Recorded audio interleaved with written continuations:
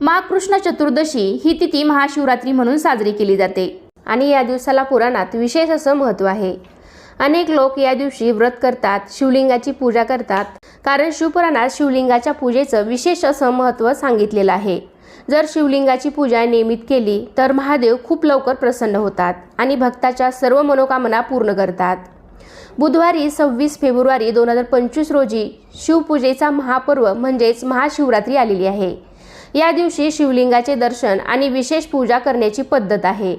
ज्या लोकांना मंदिरात जाणं शक्य नसेल त्यांनी घरातच शिवलिंगाचे पूजन करावे। तर पहा, जवळपास सध्या अनेक लोकांच्या घरामध्ये म्हणजे सर्वच लोकांच्या घरामध्ये शिवलिंग आहे, परंतु शिवलिंग घरात ठेवण्याचे काही विशेष नियम आहेत ज्याबद्दल बऱ्याच लोकांना सहसा माहीत नसते। म्हणजेच घरात शिवलिंग ठेवण्याचे काही नियम आहेत आणि या नियमांचं पालन जर केलं गेलं नाही तर तुमच्या समस्या आणखी वाढू शकतात, घरामध्ये अडचणी येतात। नमस्कार मंडळी, सर्वांना श्री स्वामी समर्थ।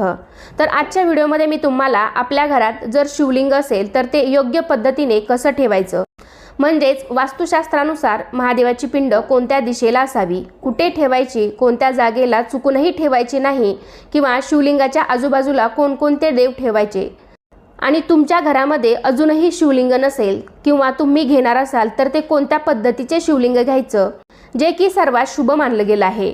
तसेच शिवलिंगाची योग्य दिशा कोणती, देवघरात शिवलिंग कोणत्या दिशेला ठेवावे, अशी संपूर्ण शिवलिंगाची माहिती मी तुम्हाला आजच्या व्हिडिओमध्ये देणार आहे। तर त्यासाठी हा व्हिडिओ शेवटपर्यंत नक्की पहा। चॅनेलवरती नवीन असाल तर चॅनेलला नक्की सबस्क्राईब करा। लगेचच आजच्या व्हिडिओला सुरुवात करूयात। वास्तुशास्त्रानुसार घरात महादेवाच्या पिंडीला खूप महत्त्वाचे स्थान आहे, पण लोकांना गैरसमज असे आहेत की महादेवाची पिंड ही तुळशीमध्ये असावी, पण महादेवाची पिंड ही तुळशीमध्ये अजिबात ठेवायची नाही, ती देवघरातच असावी। कारण तुळशीमध्ये फक्त शालिग्राम असतो। शालिग्राम हा महाविष्णूचे प्रतीक आहे। तुळशीमधला काळा दगड म्हणजेच शालिग्राम होय। आपल्या देवघरात नेहमी महादेवाची पिंड ठेवावी, पण तुम्ही फोटो मात्र घरात ठेवू शकत नाही, आणि जरी तुम्हाला फोटो ठेवायचाच असेल तर तो पूर्ण शिवपरिवाराचा ठेवू शकता। म्हणजेच त्या फोटोमध्ये महादेव, पार्वती आणि गणपती बाप्पा असा पूर्ण परिवार असलेला फोटो आपण घरामध्ये ठेवू शकतो। फक्त सिंगल महादेवाचा फोटो आपण ठेवू शकत नाही, कारण तो फक्त स्मशानात असतो। आपल्याला फक्त महादेवाच्या पिंडीचंच म्हणजे शिवलिंगाचे पूजन करायला सांगितलेलं आहे। त्यामुळे तुम्ही तुमच्या देवघरामध्ये शिवलिंगाची पूजा करू शकता, पण देवघरात जर शिवलिंग ठेवायचं असेल तर हे शिवलिंग म्हणजेच महादेवाची पिंड ही फार मोठी असू नये। देवघरातील महादेवाची पिंड ही फक्त 2.5 ते 3 इंच याच्यावरती असू नये, म्हणजेच त्याचा आकार आपल्या हाताच्या अंगठ्या एवढा असावा। असे शिवलिंग तुम्ही तुमच्या देवघरामध्ये ठेवू शकता। तुम्ही तुमच्या देवघरात ठेवलेली पिंड किंवा शिवलिंग हे दगडी असेल तर अतिउत्तम मानले जाते, आणि दगडी नसेल तर पितळेची किंवा इतर कोणत्याही धातूचे तुम्ही शिवलिंग तुमच्या देवघरामध्ये ठेवू शकता। म्हणजेच तांब्याचं असेल, चांदीचं असेल, फटिकापासून तयार केलेले शिवलिंग तुम्ही तुमच्या देवघरामध्ये ठेवू शकता। फक्त काचेचे वगैरे शिवलिंग देवघरात चुकूनही ठेवू नका। पण त्यातल्या त्यात जर तुमच्या देवघरामध्ये अजूनही शिवलिंग नसेल आणि तुम्हाला ते घ्यायचं असेल तर सर्वात जास्त शुभ मानले गेलं आहे तर ते म्हणजेच पारद शिवलिंग। तर या महाशिवरात्रीच्या आधी जर तुम्हाला शिवलिंग घ्यायचं असेल तर तुम्ही पारद शिवलिंग नक्की खरेदी करून तुम्ही महाशिवरात्रीला त्याची विधिवत पूजा करा। ते खूप जास्त शुभ मानलं गेलं आहे। त्याचं अनन्यसाधारण असं महत्त्व आहे। म्हणजेच पाऱ्यापासून निर्माण केलेलं हे पारद शिवलिंग आहे। पारद शिवलिंगामध्ये विष्णू, कालिका, शिव, ब्रह्मा यांचा समावेश होतो। लिंगपुराणात पारद शिवलिंगाच्या केवळ दर्शनाने 100 अश्वमेध यज्ञ केल्याचे, तसेच कोट्यावधी गायीचे दान केल्याचे, 1000 सोन्याची नाणी दान केल्याचे आणि सर्व प्रमुख तीर्थात स्नान केल्याचे पुण्य लागते असे सांगितले आहे। पारद शिवलिंगावर अभिषेक करून त्याचे पूजन केल्यास आपल्याला कोणतीही भीती राहत नाही, उच्चाटनापासून मुक्ती मिळते, सुख समृद्धी प्राप्त होते, साडीसाती सुसह्य होते, कालसर्पाचा प्रभाव नाहीसा होतो, मनोकामनांची हमखास पूर्ती होते। लाखो कोटी शिवलिंगाची पूजा केल्याने जे फळ प्राप्त होते त्यापेक्षा कितीतरी पटीने जास्त फळ पारद शिवलिंगाची पूजा केल्याने आणि दर्शन केल्याने होते। आणि या पारद शिवलिंगाच्या केवळ स्पर्शाने, पूजेने सर्व पापातून मुक्तीही मिळते। त्यामुळे जर घरामध्ये शिवलिंग नसल्यास या शिवरात्रीला छोटेसे पारद शिवलिंग घरी घेऊन येऊ शकता।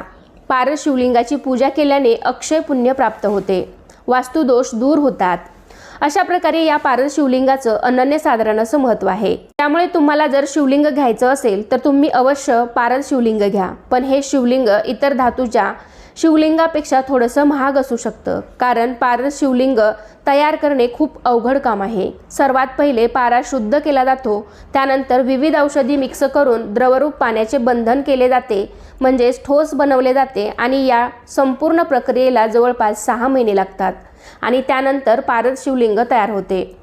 जर तुम्हाला हे पारस शिवलिंग घेणं शक्य नसेल तर नर्मदा नदीच्या पात्रातील दगडापासून बनवलेले शिवलिंग सुद्धा फार शुभ मानले गेले आहे, ते पण तुम्ही घेऊ शकता।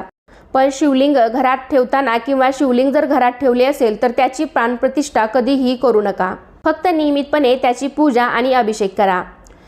शिवलिंग स्वच्छ करताना मात्र विशेष काळजी घ्या। एखाद्या स्वच्छ भांड्यामध्ये शुद्ध पाणी भरून त्यात शिवलिंग ठेवा आणि नियमितपणे त्यावरती अभिषेक करा।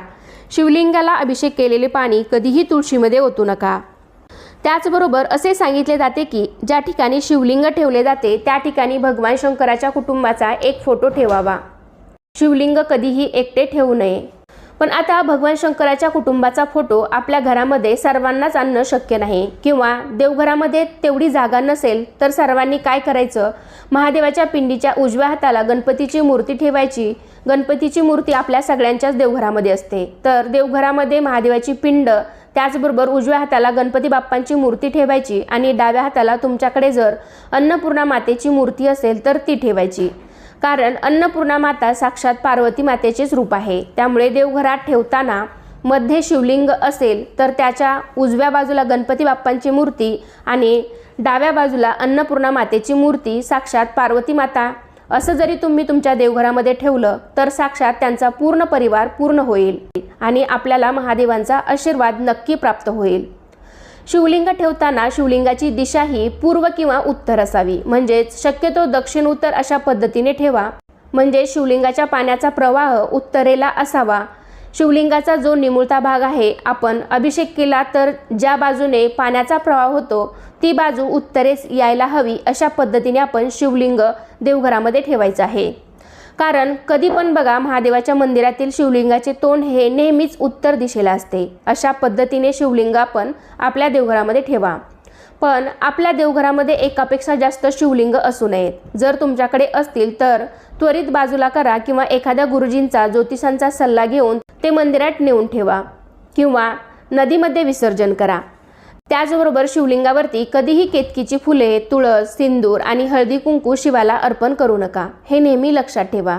त्याऐवजी तुम्ही शिवलिंगावरती पांढरी फुले, धोत्र्याचं फूल, धोत्र्याचे फळ, बेलाचं पान, बेलाचं फळ, गोकर्णाची फुले हे सर्व तुम्ही शिवपिंडीवरती वाहू शकता।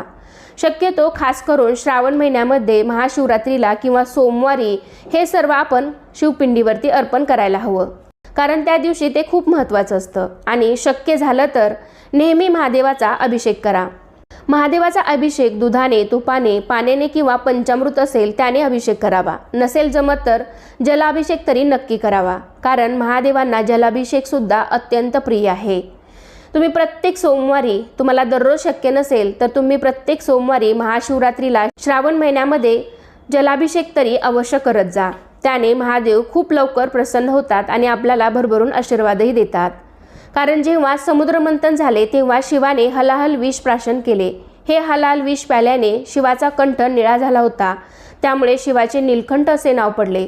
सारे हलाहल विष प्राशन केल्याने त्यांच्या शरीराचा दाह होऊ लागला आणि हा दाह शमवण्यासाठी शिवलिंगावर जल किंवा दूध वाहण्याची परंपरा सुरू झाली असे मानले जाते। म्हणून शिवलिंगावरती अभिषेक केला जातो आणि त्यामुळेच मंदिरामध्ये बघा शिवलिंगावरती पाण्याची संततधार राहील अशा पद्धतीने पाणी शिवलिंगावर पडत राहते, कारण शिवलिंगामधून सतत ऊर्जेचा प्रवाह सुरू असतो आणि शिवलिंगावरती नेहमी पाण्याचा संतत प्रवाह चालू ठेवला त्यामुळे ही ऊर्जा जी आहे तर ती शांत होते।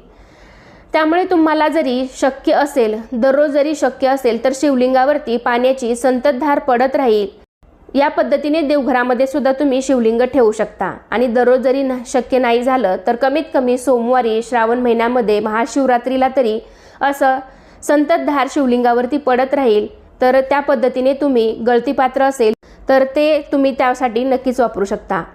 तर अशा योग्य पद्धतीने तुम्ही सुद्धा नियमिताने विधिवत शिवलिंगाची पूजा केली तर महादेव खूप लवकर प्रसन्न होतात आणि भक्ताच्या सर्व मनोकामना पूर्ण करतात। कारण महादेवांना भोळा शंकर म्हटले आहे। ते आपल्या साध्यासुध्या पूजेने सुद्धा आपल्यावरती लवकर प्रसन्न होतात। त्यामुळे तुम्ही सुद्धा येत्या महाशिवरात्रीला त्यांची विधिवत अशी पूजा करा, त्यांचा आशीर्वाद तुम्हाला नक्कीच प्राप्त होईल।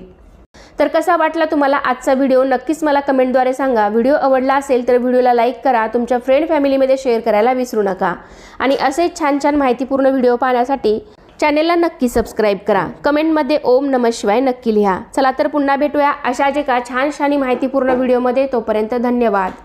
सर्वांना श्री स्वामी समर्थ।